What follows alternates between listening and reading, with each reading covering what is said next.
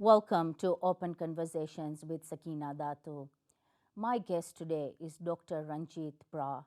Dr. Brar is a consultant vascular and endovascular surgeon at the Sheffield Vascular Institute. He is also a leader of the British Communist Party and has been arrested twice for his anti-Zionist activism. Thank you so much for speaking to me, Dr. Ranjeet, today. Why?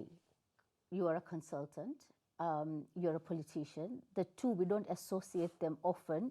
What was your inspiration to get into politics? Sakina, thank you so much for having me. It's good to be with you. I don't want to give you too much of my personal family story, but my father is Indian and my mother's English, and they were married in the 60s in Britain, in a time when we were not considered such a multicultural society as we are now. My dad comes from the Punjab. He was born in undivided pre-partition India. He's a Sikh Indian, and when he came here, he found a lot of racism. And he was from a relatively prosperous background, from a peasantry, prosperous peasantry farming background. But he was disgusted with both with the racism and treatment he felt here, difficulty getting a job, discrimination at work, difficulty getting a mortgage, difficulty going to some pubs, which were still basically operated on a semi-apartheid system. People deny this happens, but that was his reality. And so he became very much involved with the Indian Workers Association, fighting for the rights of British workers, and part of the wider working class movement. And he educated himself. He was very much against the war in Vietnam that was going on then, and he campaigned against that. And through that, he became an advocate of the people fighting against imperialism. And in the words of Ho Chi Minh, he thought nothing was more important than independence and freedom, and that's been a guiding light of his development. So he became a lecturer in law, he became a politician, and as he educated himself, he became a communist. And my mother was a communist. They were communist activists in the 60s. And so I grew up in a family where I was always involved in Indian Workers Association, in Indian community politics, in the struggle against racism, and the struggle against apartheid in South Africa, and the struggle for the rights of the Palestinian people against apartheid in Israel, because it's another apartheid system. Were a core part of my philosophical and foundational beliefs. And I'll fall into those beliefs. You can't fall into those beliefs in the current background without also winning those ideas for yourself, without studying history deeply, without feeling very strongly about injustice and trying to oppose it wherever you meet it. So, because we feel that way doesn't mean we're incapable people. Because we stand with the oppressed doesn't mean we're incapable people. There's this myth that at the moment we live in a meritocracy and that the billionaire elite in the world are the most gifted people. They're not. And in fact, our system, to me, its biggest indictment is precisely that it wastes the human potential of so many of the world's masses who live in, half the world live in abject poverty, and their potential is not realized. So we live in a very unjust world. And I feel at the time that we live in, Gaza is a particularly egregious example, but it's one amongst very many where the heavy hand of a corporate elite striving for global domination, and they're really existing in the City of London, in Wall Street, in the Bourse.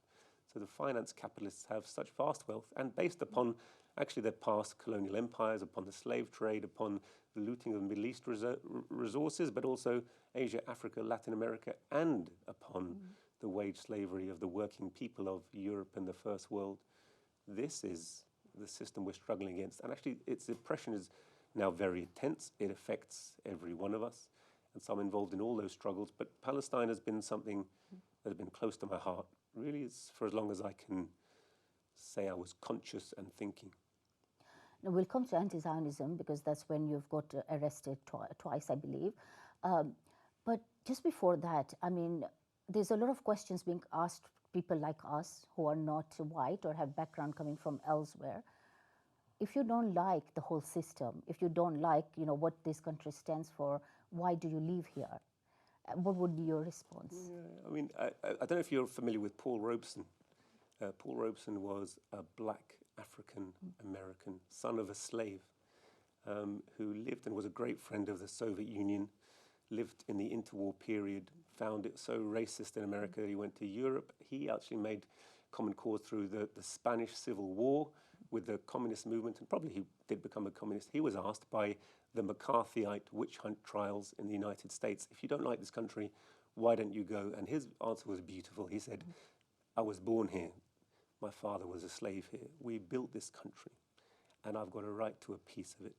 And no fascist-minded senator whose job is giving out passports is going to keep me from it. Is that clear?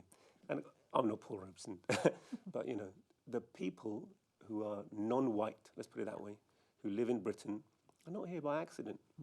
They're here as a direct result of British imperialism. British imperialism at one stage had an empire on which the sun never set. George Galloway used to say to me, that's because Britain wouldn't trust an Englishman in the dark. Okay, but they had a huge empire, and from that empire they drew enormous wealth. And you know, the one positive thing about imperialism is that it's brought cultures of the world into contact. We live in a multicultural society, not because British ruling class was very egalitarian in its outlook. It wasn't. It was absolutely white supremacist, colonialist in its outlook. But through the economic interaction with those countries, we have a long history of interaction. And particularly in the post-war years, Britain, when it was destroyed by World War II, looked to the colonial peoples, invited them here to help rebuild the country, and they have. So Britain is rich because of the wealth it's looted from the rest of the world, number one. You know, so if people follow, they come for that reason. And secondly, the people who have come here are British workers, but they may have origins elsewhere, but they're British workers as much as anyone who came in, Agincourt in 1066, who came for any other reason. Okay, so I am a British worker. My mother is English. She's white English. She probably came with the Huguenots, French. Britain is a country of immigrants, waves of immigrants, as is actually every country. That's human history. So I don't think there's anything to justify. I was born and raised here. I'm a citizen here. I belong here. But that doesn't mean to say that the system's not just. Unjust. It isn't just. It is unjust, and it needs to change. And I'm going to be a part of that and have full political and democratic rights to be a part of that change, to speak out against the policies of my country which are wrong, and fight for and protect all the things I love about my country and make it a better place to live. I want it to be a country that does good in the world. Absolutely. I mean, I think, and like you explained very well, I think it's the establishment as an issue. But when you come to common people, we all have similar, all we want really is to have moral politics around the world. And you can see that it isn't just ethnic people or people coming from outside the country who speak of that. And we've seen, for example, in the demonstrations that have been happening in London, you can see very clearly there's the diversity of people, who stand, for example, for the cause of pro-Palestine. Now, coming to these demos, you've had incidences. Tell us about that. Yeah, so as you say, the demos are richly multicultural. There's a lie that they're Muslim, that they're Islamist, that they're hate marches. They're not. They're marches, and I've been there and I've spoken on the demonstrations. This is a march of great love, of great human feeling, of great sympathy, of great justice. They were trying to stop a genocide, the highest of all crimes on earth. So surely we're on the right side of international law and domestic law. But of course, from Suella Braverman, from Rishi Sunak recently, just last week, we're seeing instructions to the police to clamp down on the demonstrators. The police, of course, find it hard to clamp down when the demonstrations are very large. There's going to be another demonstration. I think there's an emergency one today in the face of the atrocities that happened yesterday, the bombing and strafing of people trying to get aid in Gaza City.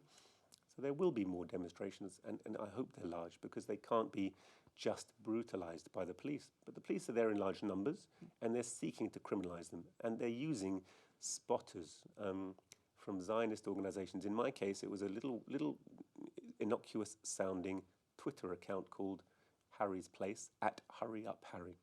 And so these are Zionist organizations which have got obviously state connections, because they are going around the demonstration trying to point people out for victimization by the police. And they did that to me, they did that to some of my comrades on 2 separate occasions. But on the first occasion, they took objection to a book we were selling on the history of Zionism. It's called Zionism, a racist, anti-Semitic and reactionary tool of imperialism. It talks about the history of the movement, how it was a British imperial construct in order to divide and rule their newly acquired territories after World War I, which they'd gained from the Ottoman Empire. That was the reason World War I was fought. People are unclear on that historical basic truth. So war, carnage, slaughter is not new to this system. We were victimized for exposing this historical truth. So it's the truth that our government really fear, because actually their great crimes rest upon a narrative of lies. But we were victimized. The police came initially and seized that book. They took away 20 of those books, took our details, and I've televised that. It's worth having a look at that. It's very instructive to see how the police are being used for political policing. They don't realise what they themselves are doing. They're quite low level. They don't understand it. And then later on, they came back and they said they'd have to arrest us. They took us to custody, and they released us on bail ultimately. But they threatened to charge us. Now they've dropped the charge, but they under Section 5 and Section 18 of the Criminal Justice Act. Yeah, but I mean, if you look at this whole issue of anti-Zionism, being arrested for a book that talks about Zionism, in that context, the recent case that Dr. David Miller won, whereby now it is allowed officially to believe in an anti-Zionism as a theory of its own, and it doesn't constitute as anti-Semitic. How do you think, how landmark of a case was that? I think it's a massive landmark. So I think the fact that we've been very clear, anti-Zionism is a form of anti-racism. Zionism is a far-right, ultra-nationalist ideology, very akin to other forms of ultra-nationalism, which is precisely why, if you go back to the history of World War II, the Zionist Organization of Germany made direct deals, of all people, with Hitler's SS, precisely to export Jewish people and money to Palestine for another imperial project. So that's its roots, and to criticize that was by no means a major current of Jewish thought, and it's not synonymous with Judaism. But of course, the Zionists have sought to Judaize Zionism and Zionize Judaism. They've tried to conflate the two, and they still do that. The IRHA definition of anti-Semitism is designed not to protect Jewish people from racism, but to protect Israel from criticism. So his case is landmark because he was dismissed for anti-Zionist views, which are anti-racist views, which are respectable anti-imperialist views. They're views that I hold and millions of people around the world and in this country hold, precisely because of the crimes that Israel's committing. It can't be a crime to speak out against genocide, and yet they try to make it a crime. So I think his ruling in an employment tribunal was extremely helpful. And I think personally helpful to me. I think probably that's one of the reasons why the police were forced to drop this case, because they don't have a legal leg now to stand on. But what gives you the bravery, Dr. Ranjeet? Because you are a consultant. A lot of doctors, for example, that we try to speak to or ask to come and talk, they are very scared, and they, it's like they will be struck off the register. You've held you've been very vocal. You're very brave. Where does this courage come from? I've been following this conflict a long time, and I've been following the history of the world for a long time. And what I do is not brave, actually, because we're in a position in this country where, because we're the heartland of imperialism, there are slightly different rules. If I was in other countries, I might meet a bullet for my activism, and therefore I might have to think in another way. Right now, we're kind of fed a lot of disinformation, a lot of lies. There's a lot of carrots, actually. There's a lot of bribes. I don't have an economically hard life. I'm a skilled professional person. I'm a very skilled member of the working class. My wife is. We live a good life, right? So I'm not under direct physical threat. What they're threatening me is my economic existence, my family, threatening me socially. And it shows you they're very afraid about this movement. But I'm very clear that my career, my individual comfort and safety, they're not the most important things, either to me or to the world. My integrity, my ability to speak up in the cause of justice is paramount to me as an individual. But I do totally understand the pressure people are under.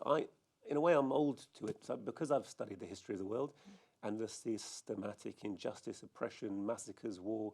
World War I and World War II come under this category. I mean, they're huge crimes of a capitalist system which has evolved into monopoly capitalism and is doing everything it can to keep the world essentially as its wage slaves, so they can keep on looting the world. It's not natural that 5 people have as much wealth as half the planet's population. That's the system we're talking about.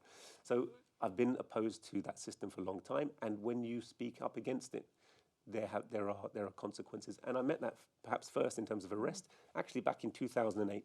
So in 2008, I was a registrar at St. George's Hospital, doing very well in my profession, well liked, and I went to Operation Cast Lead happened. And again, the PSC called a demonstration outside the Israeli embassy. I went there. Demonstration became large. Israeli embassy called the police. We were kettled, we were beaten. I was arrested on camera. And from that moment, I've met kind of discrimination and been blacklisted within my profession at every stage of training. It's been extremely hard. It's not, I'm a very skilled surgeon. I love what I do. I'm very responsible to my patients. And actually, I've learned, don't talk politics at work. There's no point. I try and keep the world separate, but this state has intruded into my life in a very direct way and made it hard for me. So for me, politics came before medicine, and the freedom and justice in the world for the mass of humanity is so much more important than my personal comfort. And slightly, I've had a history of understanding, what they do is they arrest you, they intimidate you, they try and press charges. If you hold your own, if you hold your ground, if you know what you're talking about, then actually they don't really have a legal leg to stand on. And ultimately, the police had to pay me compensation for all those cases so far. So it's not twice, it's four times they've arrested me, 4 times they've harassed me. I've met constant discrimination at work. It becomes a secondary background issue, but ultimately, you have to be prepared to stand up for what you believe in and take the consequence, or you will stay cowed. That is what makes you as a person alive. Your body might be alive, but if your conscience dies, then you're not really living. Of course, the threat is being used in different formats. There's media intimidation, all sorts of different kind of intimidations going on. But we've seen, again, something landmark, something massive happen, George Galloway's win. Do you think that this pro-Palestinian movement now in the UK has taken on, is now at the next level? What does George Galloway's win mean for the pro-Palestinian movement in this country? I think it's very big. I think, there's a sign that there is George called it a tectonic shift in the plates. And I think that tectonic shift is happening. It's happening on an international level through the balance of power. And our governments are becoming more repressive, actually, because they're losing control of the narrative. Social media, in a way, has blown a hole in their ability to keep a lid on their crimes. We can see the crime. And so we can compare the statements of the politicians to what they're actually doing. They're saying, exercise restraint, have an inquiry. But the reality is they're supplying weapons and arms to commit the crime so they can keep on looting the Middle East of its oil wealth. We can all see it. And more people from more and more backgrounds are seeing it. Their lives are getting harder, and they've had enough. Our politicians, our system of Labour and Tory, and Liberal, and to be honest, Green. Some people might not think so. They're all essentially, they don't have an economic plan that's any different from just capitalism. Just carry on, just let the City of London keep on looting, let the system carry on, and be thankful for your privilege. Like, there's no better way we can build a world. I think on certain issues which are just so, they talk about a massive increase in anti-Jewish hate crime.